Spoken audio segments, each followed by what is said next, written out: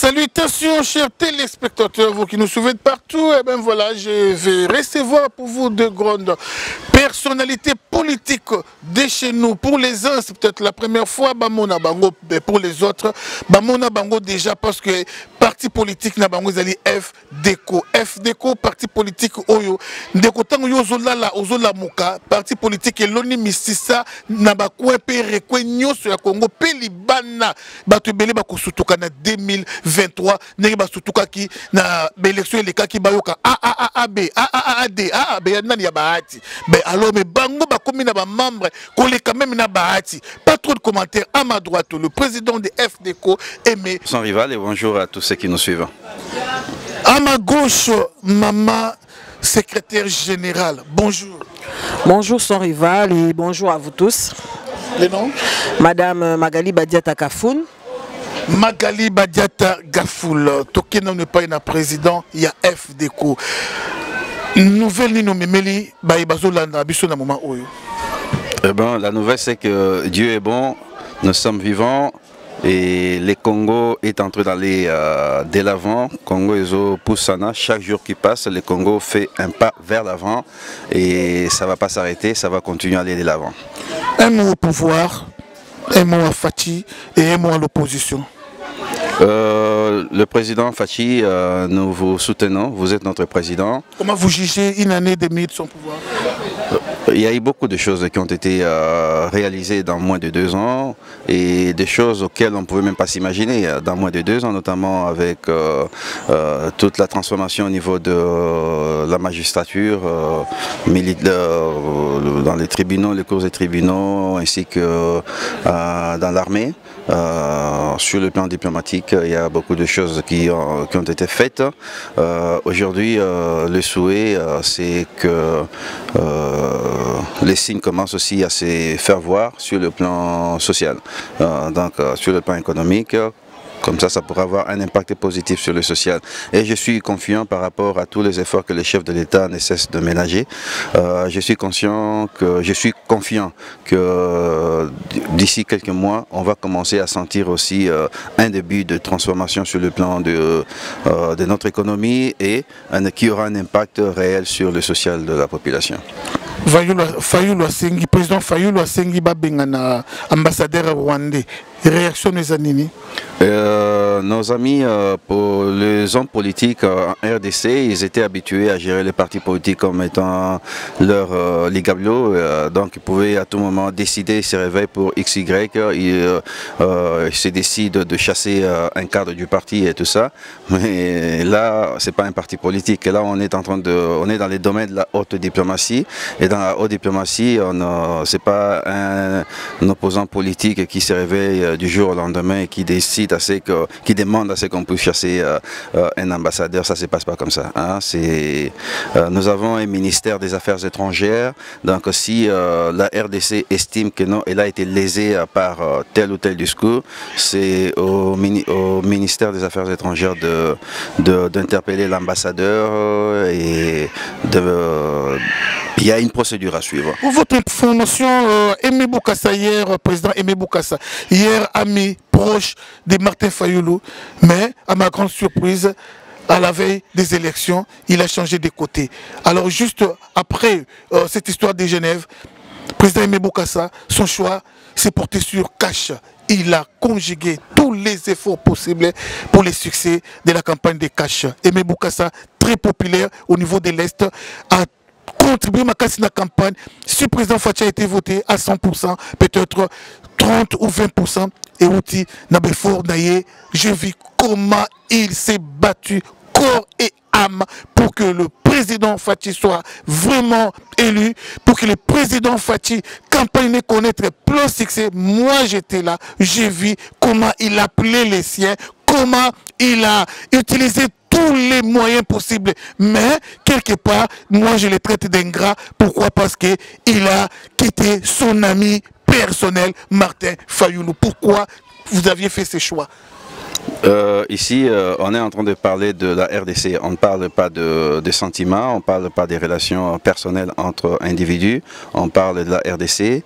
Et je suis, à ce moment-là, j'ai pris la décision parce qu'il était clair que le futur de la RDC était dans de bonnes mains avec le président, le candidat de Cash, donc l'actuel président Félix Tshisekedi, que le candidat de la MOUCA, c'est-à-dire le président Martin Fayulu.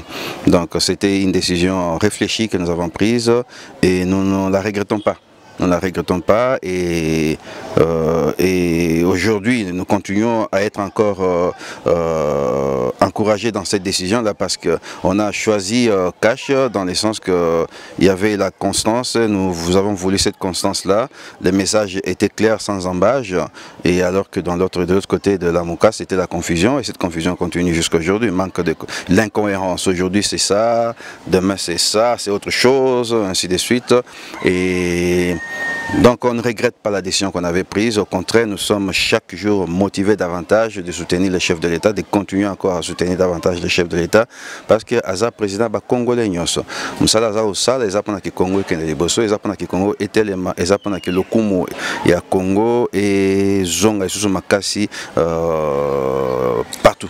Ah, vraiment, ça c'est vraiment son choix. Pas trop de commentaires. FDECO, l'image au bateau FDECO, c'est important. Ça veut dire d'abord quoi FDECO? Bateau bazolanda partout balingbaye ba FDECO, FDECO bandeko parti politique et belé botama au moins la parti politique ils ont 50 membres.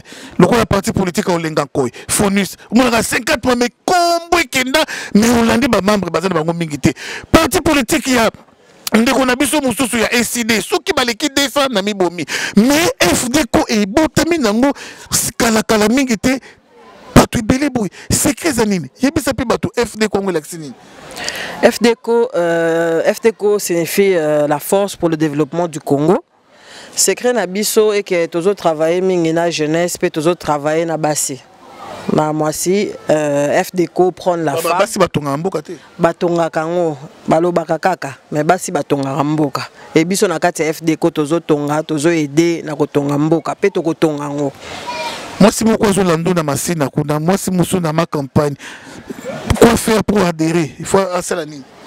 À contacter sans rival et sans rival à recontacter Bisso et nazo encourager Bassignon soya partout dans le monde na Katia Kinshasa na ba province nazo encourager Bassignon so bo contacter sans rival tozo encourager Bassi baya et belé na politique. Nous allons faire la politique autrement. Donc tozo vraiment a besoin, il y a des hommes massifs, il y a Bassi, il y a ba jeunes femmes, nous avons besoin de vous.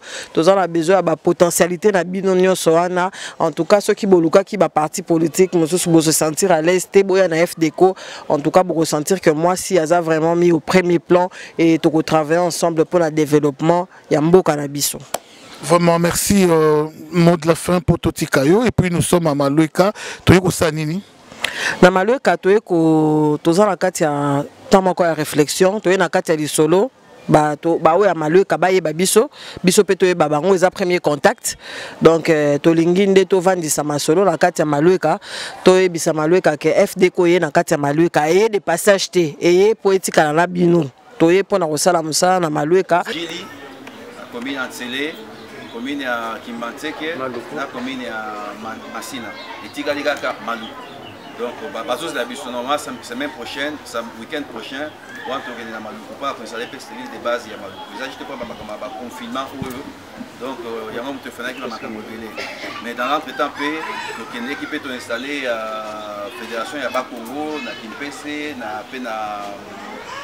Matadi tu installé na Mbujimai tu installé na Kananga tu installé na Chikapa tu installé na Kolwezi tu installé na Lubumbashi nyonso wana tosali eza te que tozangi makambo kosala soki eza te que toza na souci ya mboka na biso oya mpe otika na poto na biso kuna na bana na biso tranquille mais tozosala yango parce que il faut Congo changer il faut absolument Congo changer il faut que baoto somona na bamboka misusu wana il faut pesa na pe na mboka na biso mais ekosalema te soki tokangi maboko totikelaka bao wana oyo bazali basala oyo nyonso balingi yango omoni baeffort oyo toza kosala eza basacrifice minene basacrifice makasi kozala mosika ya famille ya bana ya basi et tout ça mpona kosala mosala oyo et sikoyo lokola todeside sikoyo ke non bon baconfinement ekomi sikoyo mpe na suka donc il faut sikoyo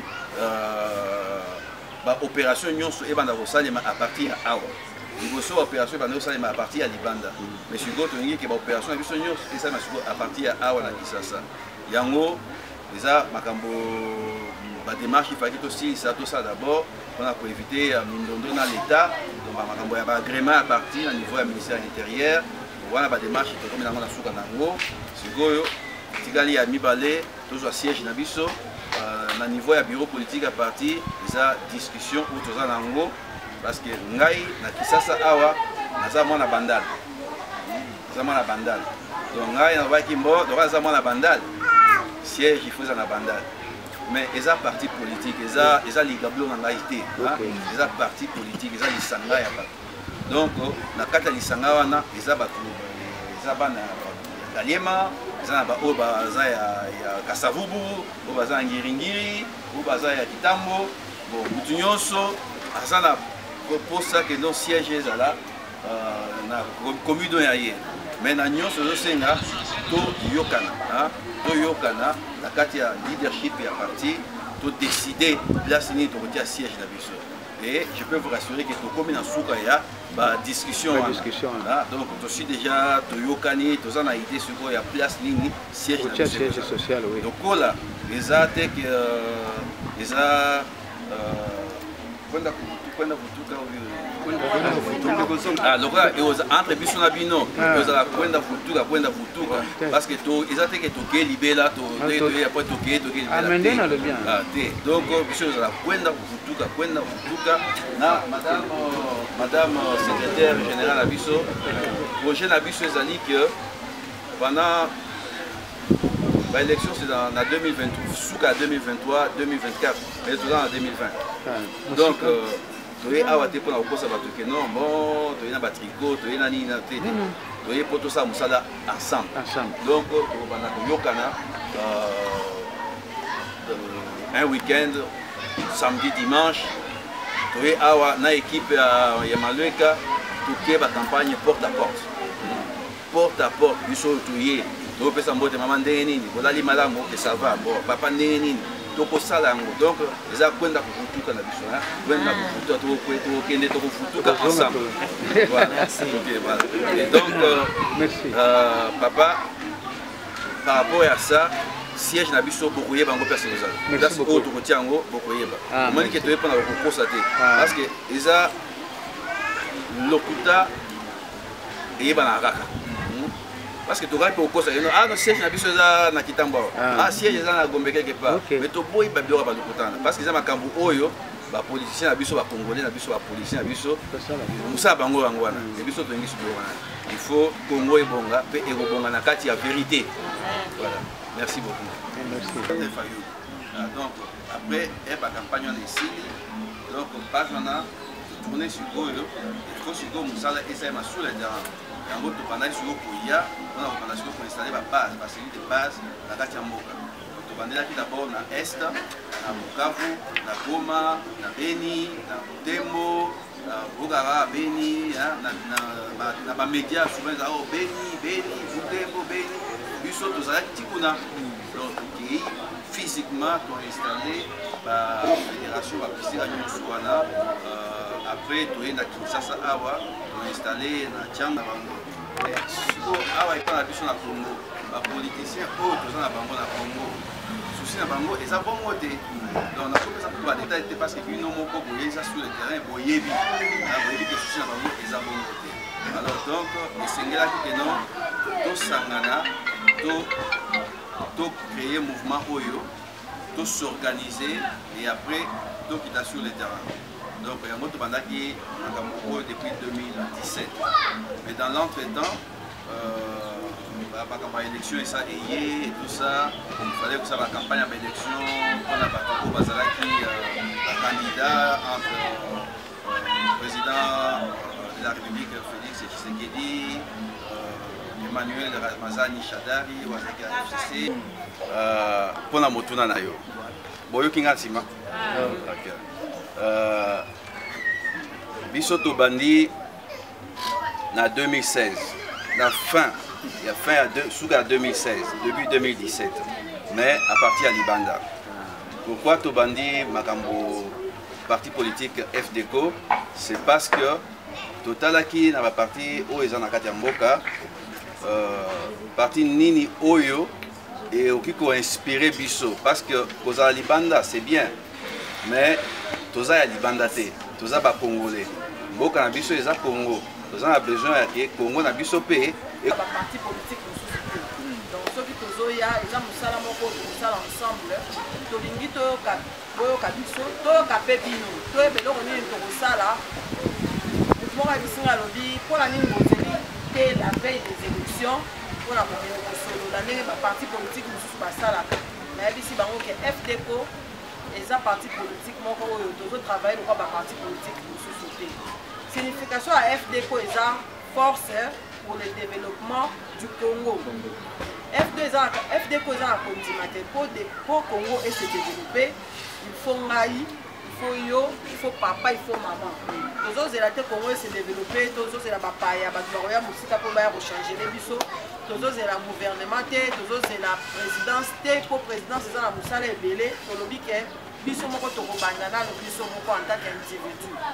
Alors yango président Aimé Boukassa na souci ya mboka alobi tokoki kovanda na te totravaillera kaka o lelo courant ebebi tobongisa lelo boye tobongisi comment élection eye tozwi tokimi non tolingi totravaille na bino donc tolobi tokoya à la veille des élections te même si but ya parti politique eza yango eza kozwa pouvoir eza kozwa bavoix nyonso wana toza na posa nango mais tous la posa maloueka et se développer biso FDECO la force pour le développement du Congo. La force pour le développement du Congo travaille avec les jeunes gens, elle travaille avec la femme. Donc le but de tout le monde a jeune et maloueka, tout le monde a femme et maloueka, les partis politiques Congo tenir vraiment comme Matissa jeunesse. Donc nous avons rappelé que la soirée qui n'a pas été le but pour travailler. Kaka na ba jeune bongo biso ba mikolo na lobi na bango na répondre na ebisi na bi jeunesse c'est état d'esprit tolingi bato bazoya na mentalité ya sika biso FDECO tozoya na mentalité ya sika donc toye ko la ko ebisa bino ke tolingi lisusu te ezala ndenge ezalaki kala na ko expliquer bino te ndenge ezalaki kala po boyebi ndenge makambo esalemaka biso tolingi no soki bozala ba question ba mutuna Ngana za diaspora te mais président de la diaspora avant de mingi na Congo azamo na Congo oui azamo na Congo pour la kolobaka avant de mingi na étranger na poto mais azongi atiki pe basi mwasi na bana makambo nyonso aye na mboka pona ko sala musala biso toza bana Congo na souci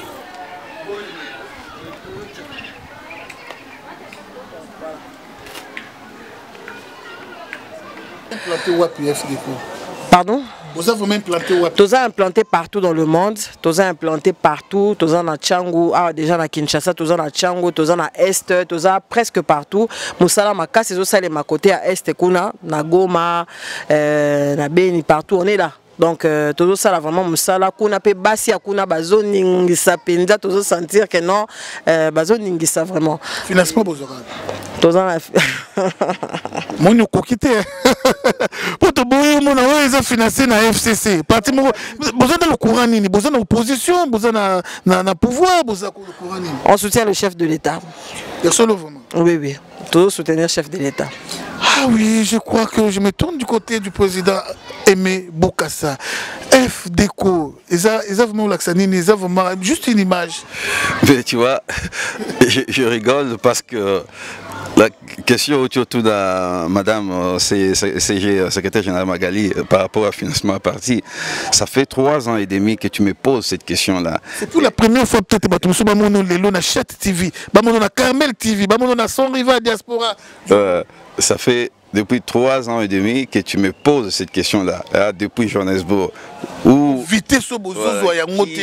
Qui est derrière vous, ou bien qui sont derrière vous? PNAP, ça a toujours même réponse. Hein?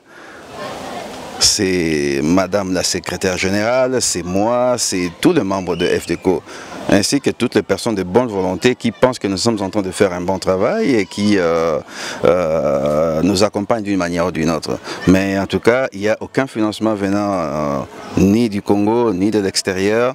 Tout le travail, c'est un travail basé sur les sacrifices, sur la détermination, parce que nous savons que ce que nous sommes en train de faire, c'est pour une cause juste. C'est pour le développement de la RDC. Nous voulons qu'un jour, nous puissions être en mesure de laisser un héritage digne aux générations futures. Et cet héritage, c'est ça qui nous motive tous les jours de bosser dur, de nous sacrifier davantage pour que ce Congo aille toujours de l'avant. Donc il n'y a aucune main derrière nous et le seul soutien que nous avons, c'est lui-même, notre Seigneur, notre Dieu, celui, notre soutien, notre appui, qui fait que nous puissions arriver, qui a permis que nous puissions déjà commencer, que nous puissions arriver là où nous sommes aujourd'hui et qui permettra aussi que nous arrivions là où nous devons arriver, parce que nous avons des objectifs à atteindre, nous avons une vision à réaliser, et tant qu'on n'aura pas atteint ces objectifs-là, on va continuer à mener ce combat, parce que la finalité, c'est le bien-être de la population congolaise. Ok, dans moins de 2 minutes seulement, parce que nous voulons vraiment vous laisser, dans moins de 2 minutes, vous pouvez nous dire à quoi FDECO se différencie des autres partis politiques, de tous les partis qu'on connaît. Parce qu'aujourd'hui, beaucoup de gens qui vous suivent en ce moment veulent adhérer, mais ils veulent aussi savoir à quoi ça se différencie des autres partis politiques. Je pense que beaucoup d'éléments de réponse à cette question, Madame la secrétaire générale a donné ça. Elle a parlé de l'importance de la femme et de la place de la femme au sein de FDECO. Elle a parlé de l'importance de la jeunesse, du rôle de la jeunesse au sein de FDECO. FDECO, c'est un parti qui investit beaucoup dans cette jeunesse-là, hommes masculins comme féminines. Nous organisons et nous allons intensifier beaucoup de colloques, beaucoup de séminaires, de formations, parce que c'est la clé même. Nous devons former toute personne qui se dit être membre de FDECO, doit passer par une école de formation, doit être formée. Nous voulons avoir des membres qui sont des vrais patriotes, et pas des membres qui font du fanatisme ou du tchakou-tchakou national ou du djalelo pour rien, mais il faut que nous voulons que la jeunesse, le membre de FDECO, soit des membres qui parlent avec intégrité, qui parlent avec respect, qui parlent avec dignité, et qui ne sont pas dans du buzz inutile, mais qui font de la partie politique. Et nous voulons vraiment apporter cette pierre-là à la construction de notre pays, en formant vraiment toute personne qui se dit être FDECO. Et cet investissement-là est sérieusement basé sur l'homme, sur la jeunesse ainsi que la femme. Merci, c'est par là qu'on met un point final à notre tranche. Je crois que ce n'était qu'un premier volume. Le deuxième, le troisième, il y en aura. Pas trop de commentaires. Vraiment, soyez fidèles à votre humble serviteur Son Rival. Encore une fois, je dis merci à mes invités. Merci, maman. Merci, Son Rival. Merci, Président Aimé. Merci beaucoup et merci à nos amis. Merci beaucoup.